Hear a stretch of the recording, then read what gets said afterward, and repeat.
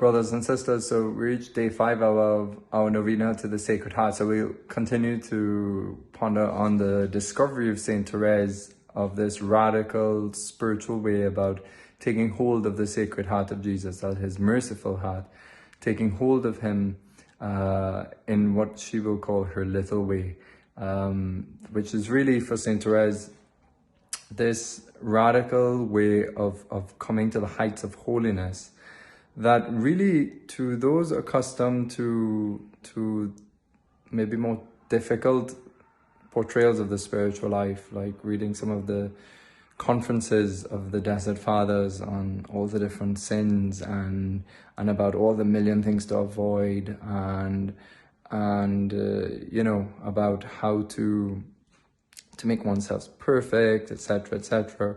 Therese's little way could seem like too easy, and this is precisely what some of her sisters accused her of at the time, saying that her way was too easy. And this was because there was, at the time of Saint Therese, there was a sort of an influence of Jansenism, which also got combined with something called moral rigorism, which is a kind of thing that to get to heaven, it has to be terribly hard and difficult, and you know, it's all about suffering only, and yes, the road and way is narrow, but that God has only chosen to save a very few. And all of this got combined in this whole time around the time of Saint Therese, and it was combined with a sort of a theological understanding of grace that came from the Jansenism of the time, which is a school of theology that taught many things. But one of the things you could say is that they thought that God had chosen very few to be saved, and the rest is kind of almost impossible. You know, it's almost like an elite would reach salvation. And so Saint Therese had fallen to this view, and it caused her a lot of scruples. It caused her a lot of anxiety in her life, until she found the gospel, in one sense, the true gospel, by searching the scriptures. And in that sense, she rediscovered it, and rediscovered the heart of mercy, in one sense, the true face of Christ in the gospel. And so she cannot really be understood unless we see this backdrop of this kind of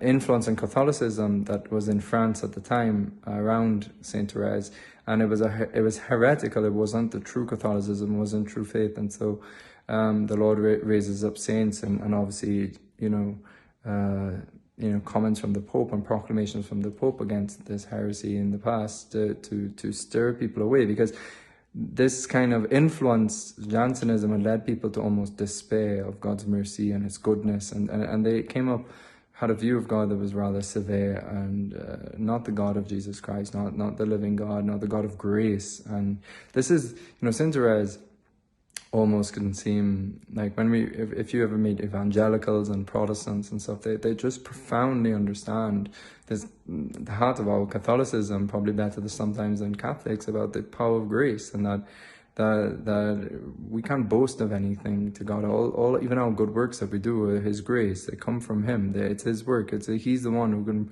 bring us to salvation. We can't do it on our own merit. The merit that we have is Christ's merit. It's not our own merit.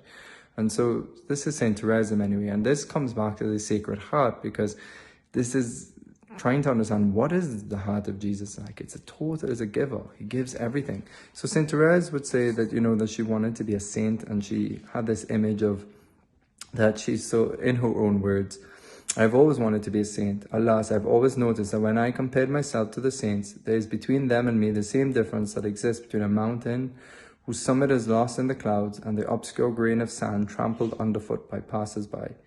Instead of becoming discouraged, I said to myself, God cannot inspire unrealizable desires.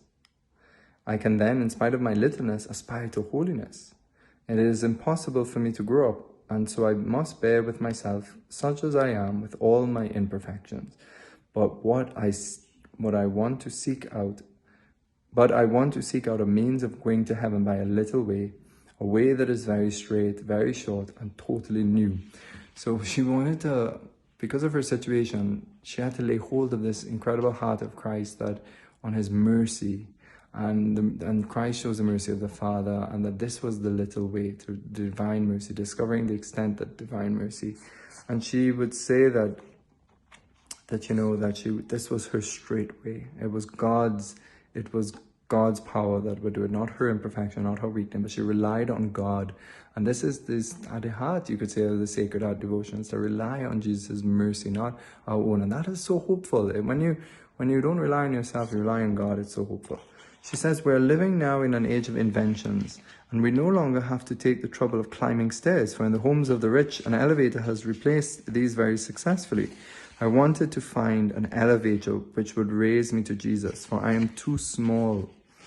Let me just switch the page here. I am too small to climb the rough stairways of perfection. I searched then in the scriptures for some sign of this elevator, the object of my desires, and I read these words coming from the mouth of eternal wisdom, from the Lord. Whoever is a little one, let him come to me. And as I succeeded, I felt I had found what I was looking for, this elevator, the mercy of God.